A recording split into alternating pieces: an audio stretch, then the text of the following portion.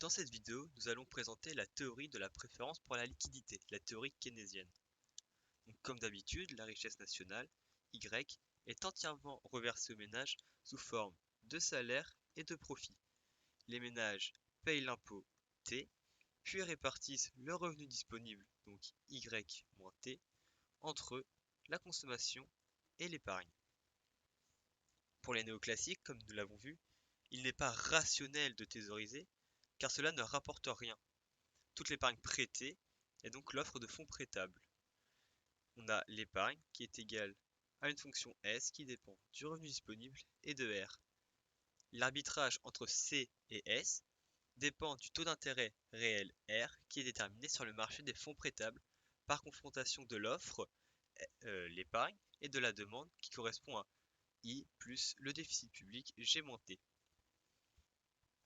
Le marché des fonds prêtables est donc un marché de flux qui concerne uniquement les obligations neuves, c'est-à-dire qu'elles viennent juste d'être émises, il s'agit d'un marché financier primaire.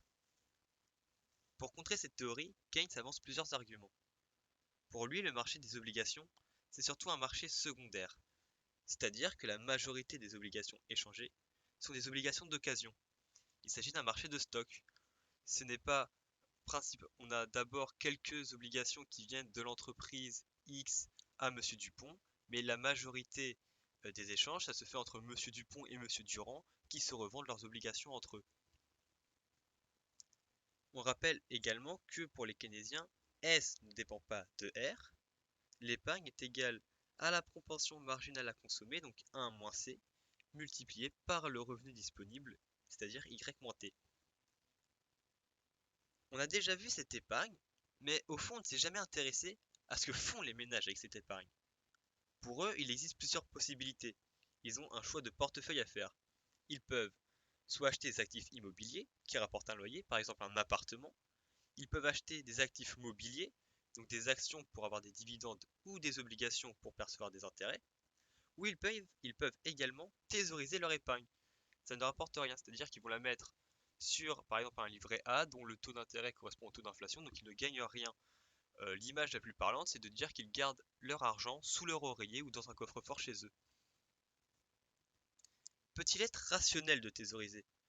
Pour les classiques, non, ça ne rapporte rien, donc pourquoi thésauriser si ça ne rapporte rien? Pour Keynes, ça peut être rationnel de thésauriser. En effet, l'épargne thésaurisée ne rapporte rien, mais elle a l'avantage d'être l'actif le plus liquide. C'est-à-dire que les transactions, effectivement, sont effectuées en monnaie. On paye avec de la monnaie. La liquidité, c'est ce qui permet de payer. Les autres actifs, eux, en effet, rapportent des revenus, que ce soit des loyers, des dividendes ou des intérêts. Et cependant, ils ne sont pas liquides. Ils ne permettent pas d'effectuer des transactions. Ils doivent être au préalable revendus. Tu ne peux pas aller à Carrefour ou, que sais-je avec une obligation et dire tenez, je vous achète un kilo de pâtes avec cette obligation. Non, ça marche pas comme ça. Il faut d'abord la revendre pour avoir de la monnaie qui est liquide pour pouvoir acheter. On a donc que l'épargnant qui achète un actif supporte un risque de liquidité. C'est-à-dire qu'il y a un risque de faire une moins-value lors de la revente de l'actif. Il risque de revendre moins cher que ce qu'il a acheté. Il aura peut-être acheté une obligation à 500 euros et au final, le cours aura baissé et il la revendra à 400. Et ça, il n'est pas content parce que il aura perdu 100 euros au final. Mais à l'inverse, il peut également la revendre 600 si jamais il a de la chance ou qu'il a bien calculé son coût. Auquel cas, il sera gagnant. Il fera une plus-value alors que dans le premier cas, il fait une moins-value. Quand l'épargnant ne veut pas supporter ce risque de moins-value, ce risque de revendre 400 au lieu de 500, eh bien, il va thésauriser son épargne. Il va conserver ainsi des encaisses spéculatives ou oisives. Il va garder sa monnaie soit par précaution, donc si jamais il a un problème, ou soit pour spéculer plus tard. Il va garder sa monnaie afin de la dépenser plus tard, afin de gagner plus. Pour simplifier notre analyse, on va supposer qu'il n'y a que deux types d'actifs. Il y a la monnaie, donc les euros, les dollars, et les obligations, qui rapportent des intérêts. Pour Keynes, on l'a déjà vu, la notion d'incertitude joue un rôle essentiel. Il y a des décisions qui relèvent du présent et du futur, or personne ne connaît le futur. On n'est pas des devins. Ces décisions reposent donc sur des éléments objectifs, donc la croissance actuelle, etc., et sur des éléments subjectifs, la confiance des investisseurs ou des épargnants dans le futur. Un épargnant dans sa décision d'achat d'obligations peut être optimiste quant à l'avenir. Il peut donc penser que la croissance économique va accélérer et qu'ainsi les risques de faillite des entreprises seront plus faibles. Ou au contraire, il peut être pessimiste et penser que la croissance va dégringoler, que les entreprises vont faire faillite, donc c'est pas le moment d'investir. Et il y a également une troisième catégorie, qui est les incertains. Eux, ils ne savent pas, ils n'anticipent ni le ralentissement ni l'accélération de la croissance, ils ne savent pas. Ils sont là, ils sont indécis. Bon. Et il faut aussi noter qu'il y a un fort lien entre l'état de confiance et le mimétisme. C'est-à-dire qu'il y a un effet de groupe. C'est-à-dire que si le groupe pense d'une certaine façon, on va penser pareil. Hein. Et c'est pareil, il y a un effet d'experts. Si les experts pensent comme ça, eh bien, on va se mimer à eux et penser comme ça aussi. Hein. Après, il ne faut pas oublier que les Jean-Michel experts, eh bien, ce sont aussi des humains, donc ils ne connaissent pas l'avenir, donc ils peuvent aussi se tromper. Euh, voilà.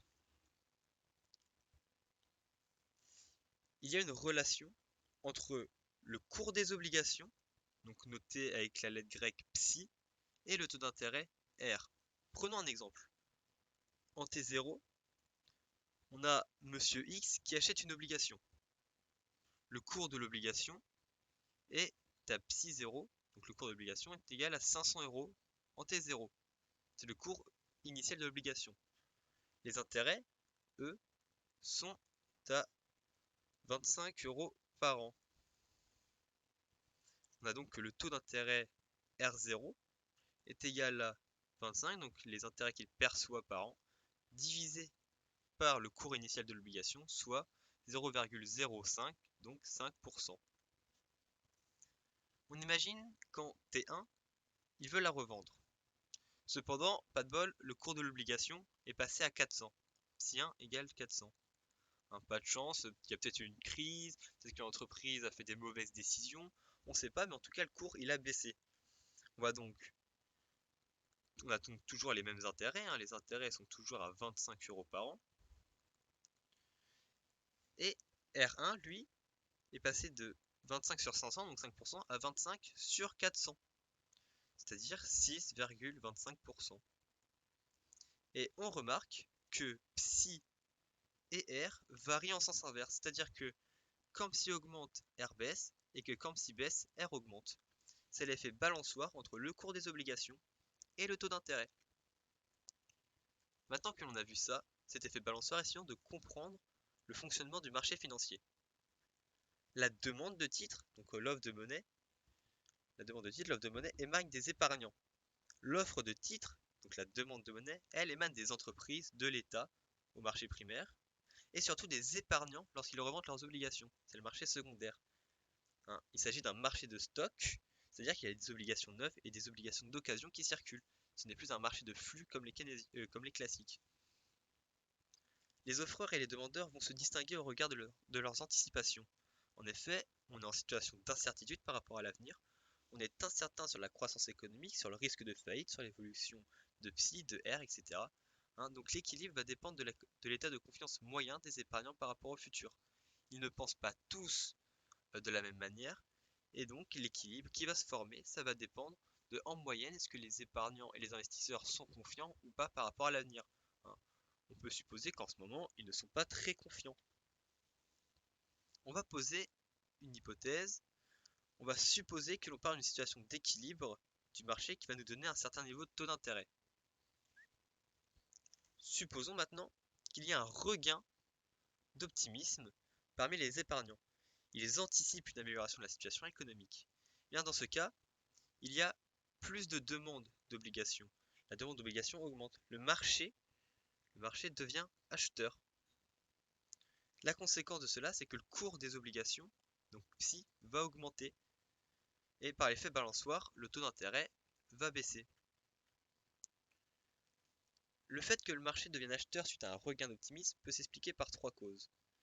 Si les ménages sont confiants dans la situation économique, eh bien ils sont plus confiants dans le fait de placer leur épargne, car ils anticipent que le risque de faillite est moins élevé. Ils pensent donc qu'il peut être assez sûr de placer leur épargne et que c'est un bon moyen de faire de l'argent facile. Il y a également une importance accordée à ce que pense le groupe. Si jamais, moi, j'anticipe que les autres aient confiance dans le marché, eh bien j'anticipe que eux vont acheter des obligations, donc que le cours des obligations va augmenter. Eh bien, je vais les devancer et acheter moi des obligations avant que le cours n'augmente. Donc au final, le cours va augmenter après. Et il y a également une troisième raison qui est que lorsque les agents sont optimistes et anticipent que le cours des obligations PSI va augmenter, eh bien ils anticipent aussi que le taux d'intérêt va baisser. Ils vont donc se dépêcher d'acheter et de placer leur épargne avant que les taux d'intérêt ne baissent, afin de gagner plus. Il est plus rentable euh, d'investir quand les taux d'intérêt sont à 10% plutôt que quand ils sont à 5%, voire à 1%. Maintenant, supposons qu'il y a un regain de pessimisme, c'est-à-dire que l'optimisme baisse, qu'il y a plus de pessimistes, dans l'économie. Ils pensent que la situation économique va se détériorer. Bien dans ce cas, il y a moins de demandes d'obligations. Le marché devient vendeur, la demande baisse, le marché devient vendeur, puisque les gens n'ont pas envie d'acheter, n'ont pas envie de placer leur épargne euh, si jamais ils pensent que ça va être la merde dans les mois qui suivent, dans les années qui suivent, ils vont garder pour eux et ils vont préférer vendre leurs obligations. C'est pour ça que le marché devient vendeur. Le cours des obligations PSI va donc baisser. Par effet balançoire, le taux d'intérêt, lui, va augmenter. On peut expliquer cela encore par trois raisons. Si les ménages ne sont pas confiants dans la situation économique, eh bien, ils sont moins confiants dans le fait de placer leur épargne parce que le risque de faillite est plus élevé selon eux. Et si une entreprise fait faillite, elle peut pas vous donner les intérêts, donc vous avez perdu de l'argent. Donc pas de raison d'investir si jamais vous pensez que vous allez perdre. Et également, si moi j'estime que l'opinion est pessimiste, eh bien j'estime qu'ils vont vendre leurs obligations, donc le cours va baisser. Donc si j'anticipe cela, je vais moi-même vendre mes obligations avant que le cours ne baisse pour gagner le plus possible.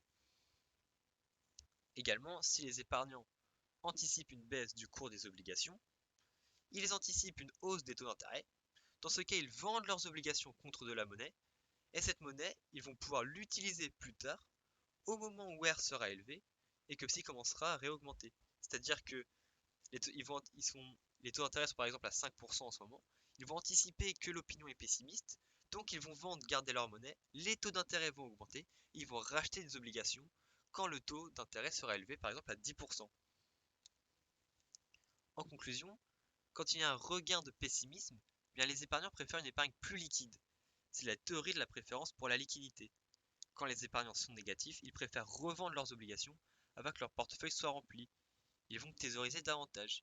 Ils vont augmenter leur détention de monnaie pour motif de spéculation. Ils thésaurisent en attendant de pouvoir à nouveau placer leur épargne. Ils estiment qu'en ce moment c'est pas sûr du tout d'investir. Ils vont donc revendre et garder l'argent pour eux en attendant que ça remonte pour pouvoir investir plus tard où ils seront presque sûrs de pouvoir gagner. Quand il y a un regain d'incertitude, c'est-à-dire quand les gens n'arrivent pas à anticiper, ils ne savent pas ce qui se passe, ils ne savent pas si ça va être bien ou pas demain, eh bien ils vont quand même préférer la liquidité. La monnaie est considérée comme une valeur refuge. On ne risque pas de perdre notre monnaie, donc c'est la valeur refuge. Le marché devient donc vendeur, hein, et le cours des obligations va baisser tandis que le taux d'intérêt va augmenter. En cas d'incertitude, on va thésauriser, on va augmenter notre détention de monnaie pour motif de précaution. On ne sait rien de l'avenir, on n'arrive pas à anticiper, on thésaurise donc plus afin de se protéger. Quand on est pessimiste, eh bien, on garde notre monnaie pour spéculer plus tard, et quand on est incertain, eh bien, on garde notre monnaie pour se protéger. En conclusion, R est déterminé, le taux d'intérêt est déterminé par l'état de confiance des ménages dans le futur. Il augmente avec le pessimisme des ménages. Il correspond en fait, R, à la prime de risque demandée par les ménages qui acceptent de conserver ou d'acheter des obligations. En effet, si jamais l'entreprise est risquée, eh bien le taux d'intérêt va être élevé afin de compenser la prise de risque qu'il ne rembourse pas. On peut aussi dire que R s'agit du prix de renonciation à la liquidité. Quand le pessimisme augmente, les ménages vont plus difficilement renoncer à la liquidité de leur épargne. Hein, on l'a vu, la monnaie c'est vraiment ce qui est préféré. Donc au final, le taux d'intérêt, c'est vraiment le prix que vont donner les entreprises aux ménages pour renoncer à leur liquidité et prendre des risques. Les keynésiens disent que les anticipations peuvent avoir un caractère autoréalisateur. Quand la plupart des gens anticipent que le cours des obligations va augmenter, ils vont acheter des obligations. Or, s'ils achètent des obligations, ils font monter le cours des obligations, Et ce, peu importe qu'il y ait un fondement économique ou non. C'est un phénomène de bulle spéculative. Ils pensent que ça va augmenter, donc ils achètent, donc au final ça augmente. Et ça se trouve, il n'y avait peut-être aucun fondement à ça, hein. Mais ça a quand même augmenté. On peut également dire que puisque les comportements reposent sur l'incertitude des ménages, eh bien Psi, le cours de l'obligation, et R peuvent varier brusquement si jamais les anticipations des ménages s'inversent. Un Psi était très élevé et R très bas parce que les ménages étaient confiants et d'un seul coup, effet de groupe, ils ne sont plus confiants ou alors il y a une crise, donc ça va s'inverser brusquement. Il faut aussi noter que la variation de R n'a pas d'impact direct sur l'épargne et sur la consommation, puisque S, eh bien, c'est la proportion marginale à consommer fois YD, et la consommation, c'est la proportion marginale à consommer fois YD. Il n'y a pas d'impact direct. On verra cependant, un peu plus tard, qu'il y a un impact direct de la variation de R sur la consommation et l'épargne. Mais directement, si R augmente, bien la consommation et l'épargne ne vont pas augmenter, ça n'a pas de lien direct. Très important ce mot direct. Donc, comme on l'a déjà dit, la bourse, c'est surtout un marché d'occasion. Il y a très peu de flux de financement direct des entreprises. La majorité des échanges sont des échanges d'occasion entre Dupont et Duron. Et ouais, Durand, Dupont, etc. Tout ce que vous voulez. On peut donc être tenté de dire que ça ne sert à rien, qu'il faudrait le supprimer. C'est d'ailleurs ce que pensent certains économistes. Enfin, si c'est que des marchés d'occasion, ça sert à rien, donc on le supprime. Mais d'autres économistes disent qu'à l'inverse, ça peut permettre d'assurer une certaine liquidité au patrimoine des ménages. Hein.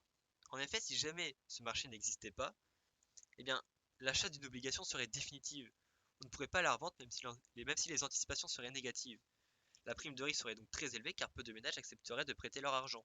Les entreprises devraient donc payer un R plus élevé. En effet, on imagine que si jamais ce marché n'existe pas, si jamais le marché d'occasion n'existe pas, je décide d'acheter une obligation à une entreprise, et cependant, si cette obligation par exemple elle dure 75 ans, il peut s'en passer des choses en 75 ans. Hein. Il peut y avoir des guerres, il peut y avoir des crises, euh, tout ne va pas être dans le monde des bisounours. Donc je vais quand même être incertain, je vais pas trop vouloir, pour un petit taux d'intérêt, me séparer de ma liquidité qui est une valeur sûre. Je vais donc demander un taux d'intérêt très élevé, parce qu'il y a quand même pas mal de risques en 75 ans. Donc c'est pour cela que le marché d'occasion existe comme ça. Si jamais je vois que la situation de l'entreprise se dégrade ou que la situation économique se dégrade, je vais pouvoir revendre et me débarrasser d'un poids en fait. Me débarrasser d'une perte d'argent. Maintenant, pour financer leurs besoins de financement, pour financer BF, eh bien, les entreprises et l'État doivent s'aligner sur le taux d'intérêt R. Or, l'investissement est une fonction qui dépend du taux d'intérêt, une fonction décroissante du taux d'intérêt, puisque la dérivée de I par rapport à R, c'est inférieur à 0. C'est-à-dire que quand le taux d'intérêt va baisser, l'investissement va augmenter et inversement. On en déduit que quand les ménages sont optimistes, R baisse, puisque le cours des obligations augmente, donc l'investissement augmente. A l'inverse, un regain de pessimisme ou d'incertitude fait baisser l'investissement, car R va augmenter, puisque le marché deviendra vendeur, et que les ménages répugneront à se débarrasser de leur liquidité. Il faudra donc un taux d'intérêt plus élevé, R augmentera, et par inversement, du coup, I va baisser. Puisque R et E sont soumis à l'incertitude des ménages et des entreprises, hein, R c'est l'incertitude des ménages, E c'est l'incertitude des entreprises, eh bien on en déduit que I, qui dépend de R et de E, hein, si E est supérieur à R, on investit, et si R est supérieur à E, on n'investit pas. Or, les deux sont soumis à l'incertitude, donc I est lui aussi soumis à l'incertitude. Et bien cela justifie de traiter I comme une variable exogène, une variable autonome, car il dépend de l'état de confiance pour le futur. On a vu que pour les classiques, une hausse de M, eh bien, ça fait augmenter P afin de préserver l'égalité MV égale PY, puisque V est exogène, M est exogène, Y est exogène pour les classiques. Donc la seule variable qui peut changer, c'est P. Si on augmente M, P doit automatiquement varier pour compenser l'égalité. Les politiques monétaires sont donc inutile, voire nuisible, puisqu'elle crée de l'inflation, et qu'on a vu que l'inflation c'était pas cool. Surtout quand un billet de tram coûte 1 milliard 250 000 et quelques Deutschmark ou euros. Pour Keynes, à l'inverse, eh bien, les politiques monétaires sont utiles. En effet, la hausse de M provoque une hausse de Y, puisque les ménages ont plus de liquidités. Les risques de liquidité deviennent donc plus faibles, hein. Donc le marché devient acheteur. Puisque Y a augmenté, eh bien, il y a moins de risques de faillite normalement. Le marché devient donc acheteur. Le cours des obligations PSI va donc augmenter. R va donc baisser. Et si R baisse, eh bien, l'investissement va augmenter.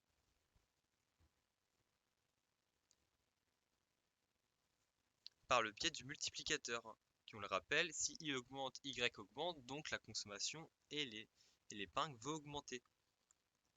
I augmente, Y augmente, puisque Y augmente, N va augmenter, et si N augmente, le chômage U va baisser. Et comme je viens de le dire, R n'a pas d'effet direct sur S et C, on le voit dans cette chaîne, il n'y a pas S et C, et cependant, eh bien, si on baisse R,